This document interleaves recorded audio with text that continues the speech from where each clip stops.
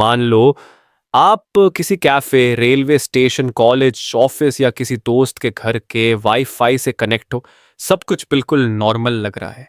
आप इंस्टाग्राम चला रहे हैं, व्हाट्सएप यूज़ कर रहे हैं, यूट्यूब देख रहे हैं या किसी वेबसाइट पर लॉगिन कर रहे हैं। लेकिन अगर उसी नेटवर्क से एक हैकर भी कनेक्ट हो जाए तो क्या हो सकता है? क्या वह देख सकता है कि आप कौन सी वेबसाइट ओपन कर रहे हैं? क्या वह आपके नेटवर्क ट्रैफिक को ऑब्जर्व कर सकता है? क्या वह आपके और रूटर के बीच होने वाली कम्युनिकेशन को अफेक्ट करने की कोशिश कर सकता है? और सबसे बड़ा सवाल, क्या वह आपको किसी दूसरी वेबसाइट पर भेजने की कोशिश कर सकता है बिना आपको पता चले?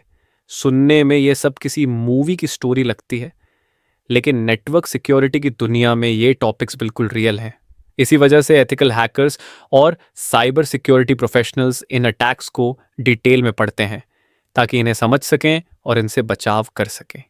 लेकिन वीडियो शुरू करने से पहले एक बहुत इंपॉर्टेंट डिस्क्लेमर। इस वीडियो का पर्पस सिर्फ और सिर्फ एजुकेशन और साइबर सिक्योरिटी अवेयरनेस है। इस वीडियो में दिखाए गए कॉन्सेप्ट्स सिर्फ मेरे खुद के ऑथराइज्ड लैब नेटवर्क पर एक्सप्लेन किए जाएंगे। किसी भी दूसरे इंसान के नेटवर्क, वाईफाई या डिवाइस पर बिना परमिशन के ऐसी एक्टिविटी करना इलीगल है और उसके लीगल कॉन्सिक्वेंसेस हो सकते हैं। इसलिए इस वीडियो में दिखाई गई हर चीज़ को सिर्फ अपने खुद के टेस्ट एनवायरनमेंट या ऑथराइज्ड लैब में ही समझिए और प्रैक्टिस कीजिए। अब सवाल आता है, आखिर यह सब होता कैसे है? इसको समझने के लिए पहले हमें यह समझना होगा कि जब भी आप किसी वाईफाई से कनेक्ट होते हैं, तब आपका फ़ोन सीधे इंटरनेट से बात नहीं करता। आपका डिवाइस पहले राउटर से कम्युनिकेट करता है और रूटर आपके डेटा को इंटरनेट तक पहुंचाता है। मतलब आपका हर नेटवर्क रिक्वेस्ट एक रूट फॉलो करता है। अब सोचिए, अगर कोई अटैकर इसी कम्युनिकेशन के बीच में अपनी पोजीशन बनाने की कोशिश करे तो क्या होगा? इसी कॉन्सेप्ट को समझने के लिए एआरपी को समझना जरूरी है। एआरपी यानी address resolution protocol local network के अंदर डिवाइसेस को एक दूसरे की पहचान करने में हेल्प करता है। जब आपका डिवाइस राउटर से कम्युनिकेट करता है तो उसे यह पता होना चाहिए कि राउटर का हार्डवेयर एड्रेस क्या है। इसी इंफॉर्मेशन के बेसिस पर लोकल कम्युनिकेशन एस्टैब्लिश होती है। लेकिन अगर इसी प्रोसेस को मैनिपुलेट कर दिया जाए तो नेटवर्क में कंफ्यूजन क्रिएट हो सकती है और इसी कॉन्सेप्ट को यूज करके अटैकर अपनी पोजीशन कम्युनिकेशन के बीच में बनाने की कोशिश करता है। इस सिचुएशन में डेटा का फ्लो सीधे डिवाइस और राउटर के बीच न होकर अटैकर के थ्रू पास होने लगता है। इसी वजह से इस तरह के अटैक को man in the middle attack के कॉन्टेक्स्ट में भी डिस्कस किया जाता है। ध्यान रहे, इसका मतलब ये नहीं है कि हर वेबसाइट या हर ऐप का डेटा ऑटोमेटिकली पढ़ लिया जा सकता है। आज के समय में HTTPS एन्क्रिप्शन और बहुत सारे मॉडर्न सिक्योरिटी मैकेनिज्म्स यूजर्स को प्रोटेक्ट करते हैं, लेकिन फिर भी यह समझना बहुत ज़रूरी है कि नेटवर्क लेवल पर अटैक्स की पॉसिबिलिटी को साइबर सिक्योरिटी प्रोफेशनल्स क्यों सीरियसली लेते हैं। अब एक और इंटरेस्टिंग कॉन्सेप्ट, मान लीजिए किसी वेबसाइट का एड्रेस टाइप करने के बाद भी आपको असली वेबसाइट की जगह किसी फेक पेज पर ले जाने की कोशिश की जाए। यह कैसे पॉसिबल होता है? यहीं पर DNS का रोल आता है। DNS इंटरनेट की फ़ोन बुक की तरह काम करता है। हम डोमेन नेम याद रखते हैं, जैसे किसी वेबसाइट का नाम, लेकिन कंप्यूटर IP एड्रेस से कम्युनिकेट करता है। DNS इन दोनों के बीच ट्रांसलेशन का काम करता है। अगर कोई अटैकर इस प्रोसेस को मैनिपुलेट करने की कोशिश करे तो थियोरेटिकली यूजर को गलत डेस्टिनेशन की तरफ डायरेक्ट करने की अटेम्प्ट की जा सकती है। इसी कॉन्सेप्ट को DNS स्पूफिंग के नाम से जाना जाता है। मॉडर्न ब्राउजर्स और सिक्योरिटी टेक्नोलॉजीज इसके अगेंस्ट काफ़ी प्रोटेक्शन प्रोवाइड करते हैं, लेकिन इस कॉन्सेप्ट को समझना हर साइबर सिक्योरिटी स्टूडेंट के लिए बहुत इंपॉर्टेंट है। तो आज की इस वीडियो में हम सबसे पहले एक ऑथराइज्ड लैब एनवायरनमेंट में ARP स्पूफिंग का प्रैक्टिकल डेमोस्ट्रेशन देखेंगे, ताकि आपको ये क्लियर हो सके कि नेटवर्क लेवल पर ये कॉन्सेप्ट कैसे काम करता है। और अगले पार्ट में हम DNS स्पूफिंग के कॉन्सेप्ट को डिटेल में समझेंगे और देखेंगे कि मॉडर्न सिक्योरिटी मैकेनिज्म्स इस तरह की टेक्निक्स के अगेंस्ट यूजर्स को कैसे प्रोटेक्ट करते हैं। अगर आप साइबर सिक्योरिटी, काली लिनक्स और एथिकल हैकिंग को प्रैक्टिकल तरीके से हिंदी में सीखना चाहते हैं तो वीडियो को लाइक ज़रूर करना, चैनल को सब्सक्राइब करना और बेल आइकॉन को प्रेस करना, ताकि इस सीरीज़ का कोई भी पार्ट मिस ना हो। अब बिना किसी और देरी के चलिए प्रैक्टिकल शुरू करते हैं। अब हम बेटर कैप का प्रैक्टिकल डेमोन्स्ट्रेशन देखते हैं। ये डेमोन्स्ट्रेशन सिर्फ मेरे खुद के ऑथराइज्ड लैब नेटवर्क पर किया जा रहा है। इस नेटवर्क में एक काली लिनक्स मशीन है और एक मेरा टेस्ट फोन। इसके अलावा कोई थर्ड पार्टी डिवाइस या पब्लिक नेटवर्क इस डेमोन्स्ट्रेशन का हिस्सा नहीं है। सबसे पहले हम अपना टर्मिनल ओपन करते हैं और टर्मिनल को थोड़ा जूम कर लेते हैं ताकि आप लोगों को कमांड्स क्लियर विजिबल हों। अब सबसे पहले मैं sudo apt update command run करता हूं।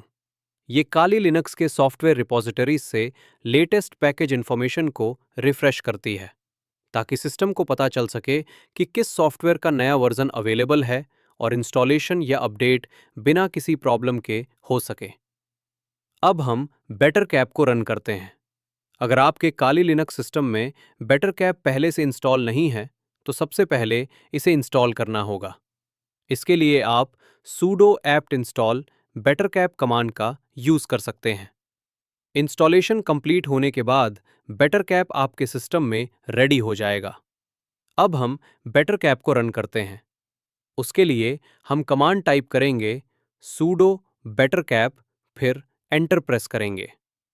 bettercap एक powerful open source network security tool है जिसका यूज साइबर सिक्योरिटी प्रोफेशनल्स और पेनिट्रेशन टेस्टर्स ऑथराइज्ड एनवायरनमेंट्स में नेटवर्क को एनालाइज, मॉनिटर और सिक्योरिटी असेसमेंट के लिए करते हैं। जैसे ही हम इसे रन करते हैं, इसका इंटरैक्टिव इंटरफेस ओपन हो जाता है, जहां से हम अलग-अलग नेटवर्क मॉड्यूल्स को एक्सेस कर सकते हैं और उनका डेमोन्स्ट्रेशन देख सकते हैं। अब हम net.probe on कमांड रन करते हैं। इस कमांड के बाद bettercap लोकल नेटवर्क को स्कैन करना शुरू करता है और नेटवर्क में कनेक्टेड डिवाइसेस को डिस्कवर करता है। स्क्रीन पर आप देख सकते हैं कि धीरे धीरे डिवाइसेस की इंफॉर्मेशन कलेक्ट होनी शुरू हो गई है, जिससे हमें पता चलता है कि इस नेटवर्क में कौन कौन से डिवाइसेस एक्टिव हैं। अब हम नेटवर्क में कनेक्टेड डिवाइसेस को देखने के लिए net.show कमांड रन करते हैं। स्क्रीन पर आप देख सकते हैं कि इस नेटवर्क में टोटल 3 आईपी एड्रेसेस दिखाई दे रहे हैं। पहला हमारे राउटर या गेटवे का आईपी एड्रेस है, दूसरा मेरे काली लिनक्स सिस्टम का आईपी एड्रेस है और तीसरा हमारे टेस्टिंग डिवाइस यानी फोन का आईपी एड्रेस है, जिसका हम इस प्रैक्टिकल डेमोन्स्ट्रेशन में यूज करने वाले हैं। इसके साथ ही हर डिवाइस का मैक एड्रेस और बेसिक नेटवर्क इंफॉर्मेशन भी दिखाई दे रही है, जिससे हमें नेटवर्क का कंप्लीट ओवरव्यू मिल जाता है। अब हम bettercap को बताते हैं कि डेमोन्स्ट्रेशन के लिए हमारा ऑथराइज्ड टेस्टिंग डिवाइस कौन सा है। इसके लिए हम setarp.sff.targets कमांड यूज करते हैं। फिर टेस्टिंग डिवाइस का आईपी एड्रेस कॉपी करके पेस्ट करते हैं। स्क्रीन पर आप देख सकते हैं कि हम अपने खुद के टेस्ट फोन को सिलेक्ट कर रहे हैं। क्योंकि ये पूरा प्रैक्टिकल मेरे ऑथराइज्ड लैब एनवायरनमेंट में हो रहा है, इसलिए सिर्फ इसी डिवाइस को डेमोन्स्ट्रेशन के लिए यूज किया जा रहा है। रियल पेनिट्रेशन टेस्टिंग में भी सिर्फ वही सिस्टम्स टारगेट किए जाते हैं जिनकी पहले से परमिशन और डिफाइंड स्कोप होती है। अब हम डेमोन्स्ट्रेशन के उस स्टेज पर पहुंच गए हैं जहां bettercap हमारे ऑथराइज्ड लैब एनवायरनमेंट में नेटवर्क कम्युनिकेशन का ऑब्जर्वेशन शुरू करता है।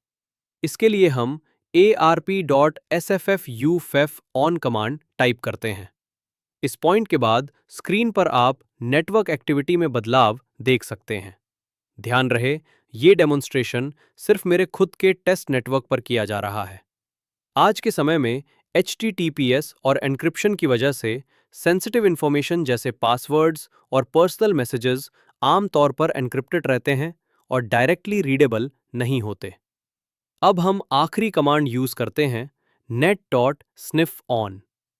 अब स्क्रीन पर आप देख सकते हैं कि bettercap हमारे ऑथराइज्ड लैब एनवायरनमेंट में नेटवर्क से रिलेटेड इंफॉर्मेशन को डिस्प्ले कर रहा है।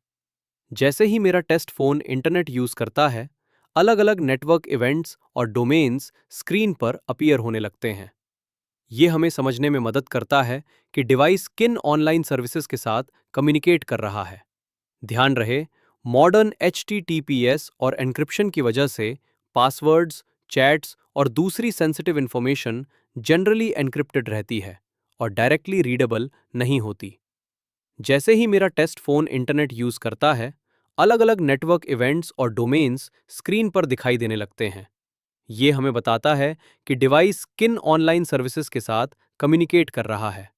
मॉडर्न वेबसाइट्स HTTPS और एन्क्रिप्शन का यूज़ करती हैं, इसलिए पासवर्ड्स, चैट्स और दूसरी सेंसिटिव इंफॉर्मेशन जनरली एन्क्रिप्टेड रहती है और डायरेक्टली रीडेबल नहीं होती।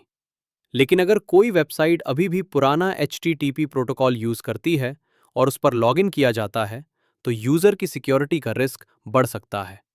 इसीलिए हमेशा HTTPS वाली वेबसाइट्स का ही यूज़ करें और ब्राउज़र में लॉक आइकन ज़रूर चेक करें। तो इस प्रैक्टिकल में हमने देखा कि बेटर कैप एक ऑथराइज्ड लैब नेटवर्क में डिवाइसेस को आइडेंटिफाई कर सकता है, नेटवर्क एक्टिविटी को ऑब्जर्व कर सकता है और इनक्रिप्टेड कनेक्शंस का मेटा डेटा दिखाता है। लेकिन मॉडर्न HTTPS इनक्रिप्शन की वजह से सेंसिटिव इंफॉर्मेशन प्रोटेक्टेड रहती है। और अगर आप खुद को इस तरह के नेटवर्क रिस्क से बचाना चाहते हैं तो हमेशा ट्रस्टेड वाईफाई का यूज़ करें, पब्लिक वाईफाई पर VPN का यूज़ करें और सिर्फ HTTPS वाली वेबसाइट्स पर ही अपनी सेंसिटिव इंफॉर्मेशन एंटर करें। अगली वीडियो में हम DNS के कॉन्सेप्ट को डिटेल में समझेंगे, देखेंगे कि DNS काम कैसे करता है और साइबर सिक्योरिटी में इसका रोल इतना इंपॉर्टेंट क्यों है। तो दोस्तों, आज की वीडियो में हमने बेटर कैप को इंस्टॉल करके एक ऑथोराइज्ड लैब एनवायरनमेंट में देखा कि नेटवर्क डिस्कवरी कैसे होती है, डिवाइसेस को आइडेंटिफाई कैसे किया जाता है और ARP स्पूफिंग का कॉन्सेप्ट प्रैक्टिकली कैसे काम करता है। साथ ही हमने ये भी देखा कि आज के समय में HTTPS और एन्क्रिप्शन यूजर्स की सिक्योरिटी में कितना इंपॉर्टेंट रोल प्ले करते हैं। लेकिन बेटर कैप की कैपेबिलिटीज सिर्फ इतनी ही नहीं है। अगली वीडियो में हम बात करेंगे DNS स्पूफिंग के कॉन्सेप्ट की, समझेंगे कि DNS वास्तव में काम कैसे करता है, DNS स्पूफिंग क्या होती है और modern browsers of security mechanisms users को इस तरह के अटैक्स से कैसे प्रोटेक्ट करते हैं। इसीलिए अगर आप इस सीरीज का अगला पार्ट मिस नहीं करना चाहते तो चैनल को सब्सक्राइब ज़रूर कर लीजिए और बेल आइकन को भी प्रेस कर दीजिए। अगर आज की वीडियो से आपको कुछ नया सीखने को मिला हो तो वीडियो को लाइक ज़रूर करें और कमेंट्स में बताइए कि बेटर कैप के किस मॉड्यूल पर आप अगली वीडियो देखना चाहते हैं। मैं मिलता हूं आपसे अगली वीडियो में। तब तक के लिए stay safe, stay ethical and keep learning.